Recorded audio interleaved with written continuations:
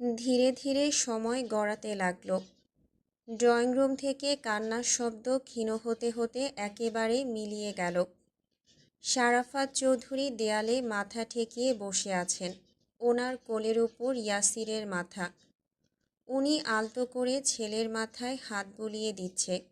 রক্তে ভিজে আছে ইয়াসিরের মাথার চুল। কপালের এক পাশ দিয়ে বুলেট ফুঁড়ে আরেক পাশ দিয়ে বেরিয়েও গেছে। ক্ষতস্থান থেকে এখনও চুইয়ে চুইয়ে রক্ত পড়ছে। সেই রক্ত জমা হচ্ছে ঘাড়ের কাছে। ভিজে আছে সাদা কালারের টি শার্ট, সাদাতে লাল রক্ত ফুটে উঠেছে।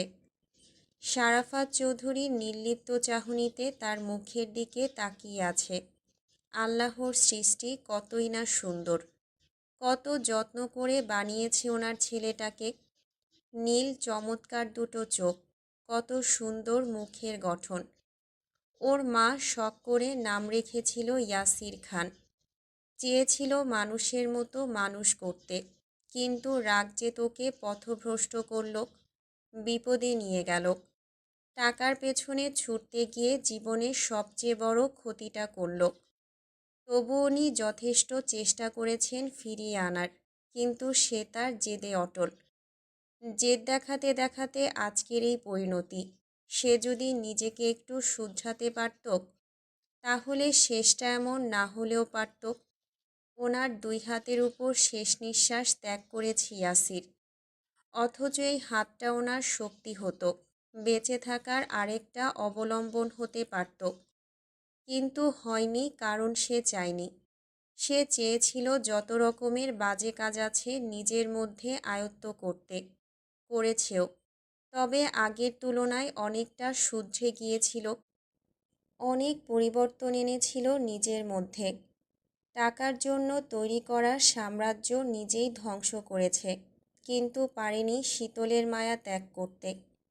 আগে সে বিদেশি ব্র্যান্ডের মদ পান করলেও অন্য নেশাভান করত না, করলেও সীমিত। কিন্তু ইদানিং সেটার মাত্রা 4 গুণ বাড়িয়েছে। যেমন এখন তার হাতে অসংখ্য সূচ ফুটানোর দাগ ফুটে উঠেছে, সেই দাগে একটা লেখাও ফুটে উঠেছে, কেউ আমারে চাইল না। এটা কিছু দিয়ে পুড়িয়ে লিখেছে। পোড়া দাগটা আরও দগদগে হয়ে উঠেছে। এটা যে ইচ্ছে করেই করেছে বুঝতে আর বাকি রইল না। ছেলেটা আজকাল নিজেকে কষ্ট দিতে উঠে পড়ে লেগেছে। এতে কি শান্তি পায় কে জানে। এটা বোধহয় ওনার উপরে রাগ করেছে, কারণ উনি জানেন ইয়াসির ওনার উপর বড্ড বেশি অভিমান করেছে। মেরেছেন বিধায় অভিমানের মাত্রা বোধহয় একটু বেশিই ছিল। কিন্তু কি করবেন উনি, কি করার আছে। একবার শুদ্ধর বিরুদ্ধে গিয়ে শীতলের সঙ্গে দেখা করিয়েছিলেন, যার কারণে শুদ্ধর সঙ্গে মনোমালিন্য হয়েছে। এখনও শুদ্ধ ওনার সাথে ঠিকভাবে কথা বলে না, ডাকেও না। অথচ ইয়াসিরের কথা সে আবারও শীতলের সঙ্গে দেখা করবে। যদি না নিয়ে যায় তবে পুলিশের কাছে ধরা দেবে সে। একদিকে শুদ্ধ, আরেক দিকে ইয়াসির। কোথায় যাবেন উনি? যেদিকেই যান ছেলেরা ওনাকে ভুল বোঝে। নিয়ে যেতে রাজি না হওয়াতে সে কি রাগ। পরে দিশেহারা হয়ে শুদ্ধকে বলেছিলেন যেন শেষবারের মতো অনুমতি দেয়, কিন্তু শুদ্ধ তাও দেয়নি। বরং স্পষ্টভাবে জানিয়েছিল ধরে বেঁধে ইয়াসিরের বিয়ে করিয়ে দেন। দায়িত্ব ঘাড়ে পড়লে শুধরে যেতে পারে, নতুবা এভাবে চলতে থাকলে না নিজে ভালো থাকবে আর না তাদেরকে ভালো থাকতে দেবে। এছাড়াও যা করে বেড়ায় তাতে তাদের বিপদ বাড়ে বই কি কমে না। চৌধুরী বাড়ির যে ক্ষতি করেছে তাতে ভাইটেকে বুকে টানাও সম্ভব না, না কখনো এ কাজ কেউ করবে। শুদ্ধ আগেই বলেছে উনি নাকি ইয়াসিরকে নিজের কাছে রাখতে পারেন, এতে তার আপত্তি নেই। তবে সে আর শীতল এক বাড়িতে থাকবে না, থাকা সম্ভব না। প্রয়োজন হলে শীতলের জামিনের পরপরই বাইরের দেশে চলে যাবে, ওখানে ছোট্ট একটা সংসার গড়বে। দুটিতে দিব্যি দিন কেটে যাবে। কিন্তু এখন যা হচ্ছে সেটা আর চলতে দেওয়া যাবে না। না মানে না। ইদানিং তার ধৈর্য কমে এসেছে, ধৈর্যের বাঁধ ভেঙে গেলে কে কার সেটা দেখবে না, মানবে না সম্পর্কের ধার। ঠিক এভাবেই শেষবার ওয়ার্নিং দিয়েছিল। উনিও সিদ্ধান্ত নিয়েছিলেন ইয়াসিরকে জোর করে হলেও বিয়ে করাবেন, শেষ চেষ্টা করবেন। দুই একটা মেয়েও দেখেছেন, কিন্তু ইয়াসিরের একই কথা, বিয়ে করবে না সে। আন্নার শীতলকে ভাইয়ের বউ হিসেবে কখনো মানতে পারবে? কতবার বোঝানোর পরও শোনেনি সে, বরং পুনরায় আবদার রাখে শীতলের সাথে দেখা করতে যাওয়ার। তারই জেদের কারণে উনি সেদিন ইয়াসিরকে থাপ্পড়ও মেরেছিলেন, চিৎকার করে বলেছিলেন, তোমার জন্য আমাকে আর কত হেনস্থা হতে হবে, আর কত জ্বালাবে আমায়। তোমার কারণে আমার ছেলেটাও আমার সাথে কথা বলে না। সিতারা মুখ ফিরিয়ে রাখে। কবে নিজের ভালোটা বুঝবে ইয়াসির? কবে একটু শান্তি দেবে আমায়? দোহাই লাগে, এবার মুক্তি দাও। বিয়েটা করে নিজের জীবনটা গুছিয়ে নাও। এভাবে বাঁচা যায় না, এটাকে বাঁচা বলে না। থাপ্পড় খেয়ে একটা কথাও বলেনি সেদিন। তারপর ফোন করলে ধরে না, কথা বলে না। নিজেকে একেবারে রুমবন্দি করে ফেলেছিল। পুলিশ কিভাবে যেন তারই ঠিকানা পেয়েছিল। পরে কত কসরত করে পালিয়ে বেঁচেছিল। সেই সঙ্গে আরেক দফা ভেঙে চুরে গিয়েছিল। বাঁচার আশাও ছেড়ে দিয়েছিল। কয়েকদিন যাবৎ একটানা নেশা করেছে। কোনোভাবে তাকে থামানো যাচ্ছিল না। সহকারী থামাতে গেলে তাকেও মেরে বাসা থেকে বের করে দিয়েছিল। নেশার চোটে নাকমুখ দিয়ে গলগলিয়ে রক্ত আসত। বিগত দিনগুলো এভাবে কাটলেও আজ সারাদিন নাকি শান্ত ছিল। শীতলের রায় শোনার পরেই উন্মাদ হয়ে গিয়েছিল। রুমে যা ছিল ভেঙে চুরমার করেছে। শক্ত দেয়ালে মাথা বাড়ি দেওয়ায় মাথা ফেটে একাকার অবস্থা। পরে সহকারী ছেলেটা সামলাতে না পেরে ওনাকে কল করেছিল।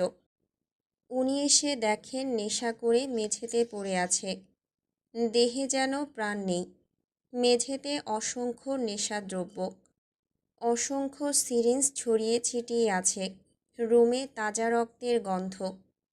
কিন্তু রক্ত এলো কোথা থেকে? রক্তের উৎস খুঁজতেই দেখতে পেলেন ইয়াসিরের হাতের মাংস থেতলে বুলেট গেঁথে আছে। উনি ধরতে গেলে ছিটকে সরে গেল ছেলেটা।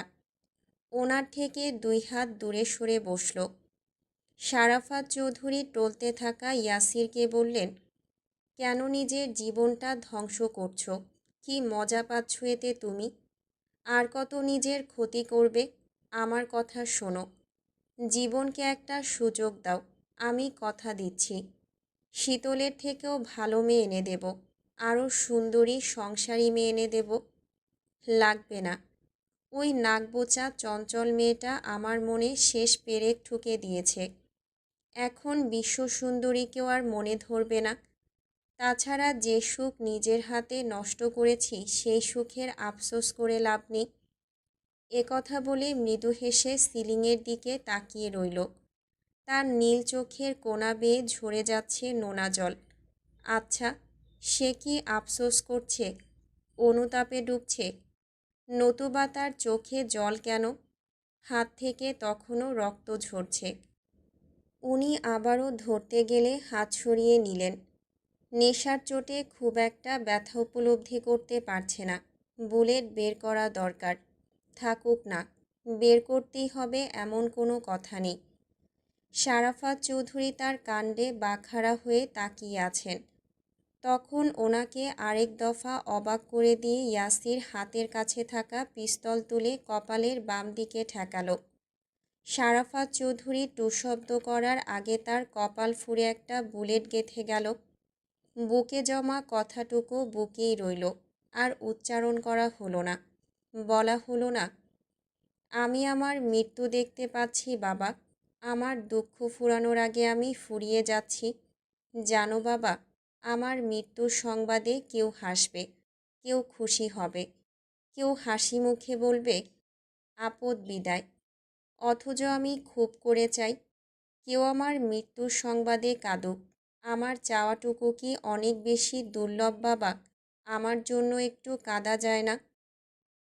পুরো ঘটনা এত দ্রুত ঘটল যে উনি ফ্যালফ্যাল করে তাকিয়ে রইলেন। বাধা দেওয়া বারণ করার আগেই ভয়ঙ্কর কিছু ঘটে গেছে। যখন বুঝলেন দ্রুত ইয়াসিরকে বুকে জড়িয়ে নিলেন, বিলাপ করতে লাগলেন। ইয়াসির ততক্ষণে একেবারে থমকে গেছে। নিভু নিভু চোখে দেখছে বাবা না ডাকা মানুষটার আর্তনাদ।